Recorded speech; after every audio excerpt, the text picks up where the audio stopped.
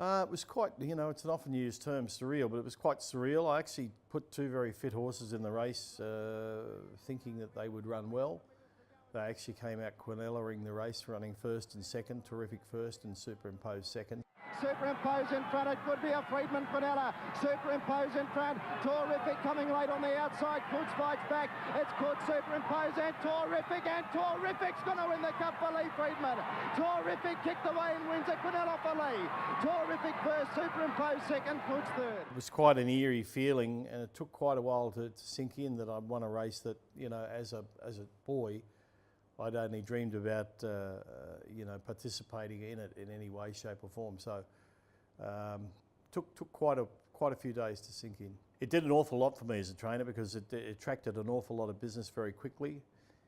Led on to training a whole lot of new horses, including, I believe, Floyd Podgornick's private string at Epsom track then, of about 60 horses. So we virtually doubled our operation within 6 months after that race, and it certainly gave us a huge boost.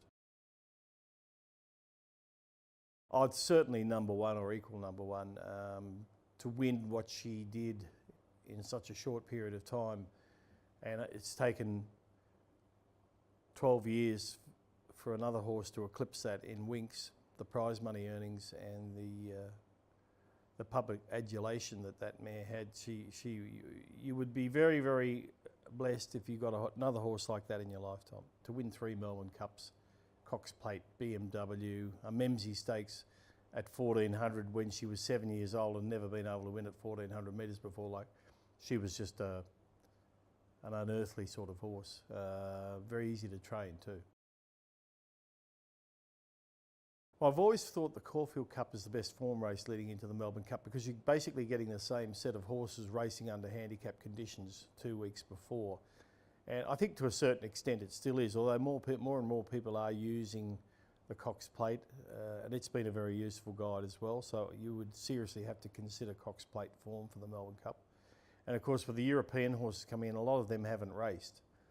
And it's very much a case of whatever race they do run in, if they do happen to race out here, it's very much a case of assessing how good that run was. But I think basically for the punter, the Cox Plate and the Caulfield Cup.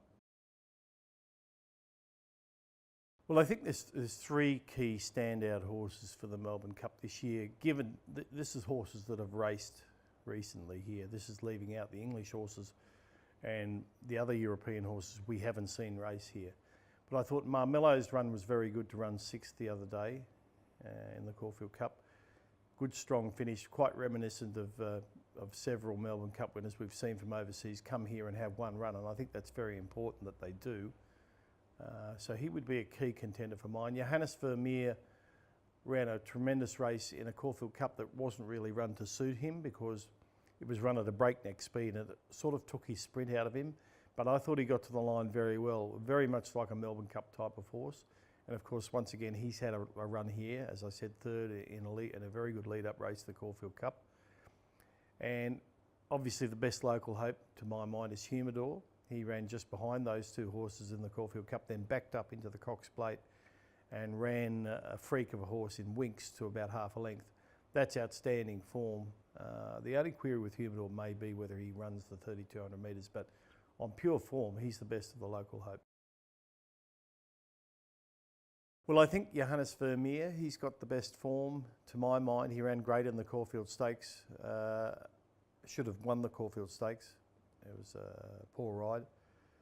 Came out and ran a terrific race in the Caulfield Cup under difficult circumstances where it was run at a breakneck speed. So I'd definitely pick him on top. I'd give Marmello a chance. Some friends of mine are involved in that horse, so I'm hoping it runs very well for them. And obviously Humidor, who's an outstanding local prospect, would also be a chance. My friends are also involved in Wall of Fire, so I'm hoping that runs well for them. But for me, it's Johannes Vermeer from Marmello and Humidor.